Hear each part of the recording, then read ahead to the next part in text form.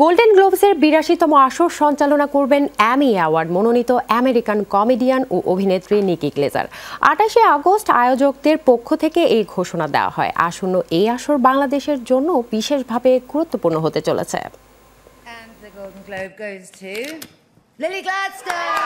২০২৫ সালের ৫ জানুয়ারি যুক্তরাষ্ট্রের loss অ্যাঞ্জেলেসে বিভারলি Hilton হোটেলে অনুষ্ঠিত হবে বহুল প্রতীক্ষিত golden globes awards. CBS television network এবং ওটিটি প্ল্যাটফর্ম প্যারামাউন্ট প্লাস এই আয়োজন সরাসরি সম্প্রচার করবে। এবারের আসর সঞ্চালনা করবেন এমি অ্যাওয়ার্ড মনোনীত অভিনেত্রী নিকি গ্লেজার। গোল্ডেন গ্লোবস সঞ্চালনার সুযোগ পেয়ে আমি রোমাঞ্চিত। এটি টেলিভিশনে আমার প্রিয় রাতগুলোর মধ্যে একটি। গোল্ডেন গ্লোব শুধু টিভি ও চলচ্চিত্রের জন্য নয়, কমেডির জন্য তাৎপর্যময়। হলিউডের হেভিওয়েট তারকাদের সামনে মঞ্চে দাঁড়িয়ে সঞ্চালনা করার কাজ সত্যি স্বপ্নের মতো লাগছে। এদিকে নিকি গ্লেজারের সঞ্চালনা নিয়ে গোল্ডেন গ্লোবসের সভাপতি হেলেন হোনা বলেন, কমেডি কুইন নিকি গ্লেজারের স্বভাবসুলভ হাস্যরস গোল্ডেন গ্লোবসের সঙ্গে দারুণ মানানসই।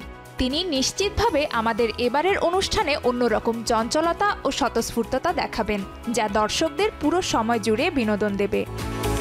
২০২২ সালে এইচবিওর comedy special good clean film সমালোচকদের ভূয়সী প্রশংসা পাওয়ার সুবাদে খবরের শিরোনামে উঠে আসেন নিকি। চলতি বছর তুমুল জনপ্রিয় comedy special Nikki Glaser someday you will die এর জন্য এমি মনোনয়ন পান তিনি। নিকি গ্লেজার এখন এইচবিও ম্যাক্সে লাভার্স অ্যান্ড লায়ার্স সঞ্চালনা ও নির্বাহী প্রযোজনা করছেন। সম্প্রতি দ্য গুড গার্ল শীর্ষক বৈশ্বিক স্ট্যান্ড আপ ট্যুর শেষ করেছেন। ২০২৫ সালের মে মাসে যুক্তরাষ্ট্রের বিভিন্ন প্রান্তে অ্যালাইভ অ্যান্ড আনওয়েল শীর্ষক নতুন ট্যুর শুরু করবেন এই তারকা। ১৯৪৪ সাল থেকে যুক্তরাষ্ট্র সহ বিভিন্ন দেশে টেলিভিশন ও চলচ্চিত্র অঙ্গনের সেরা কাজগুলোকে গোল্ডেন গ্লোবস অ্যাওয়ার্ডস দেওয়া হচ্ছে। মনোনয়ন তালিকা ও বিজয় নির্বাচনে ভোট দিয়ে থাকেন বিভিন্ন দেশের সাংবাদিকরা। এবারের আসরে বাংলাদেশ থেকে ভোটার হিসেবে কাজ করছেন ৪ জন।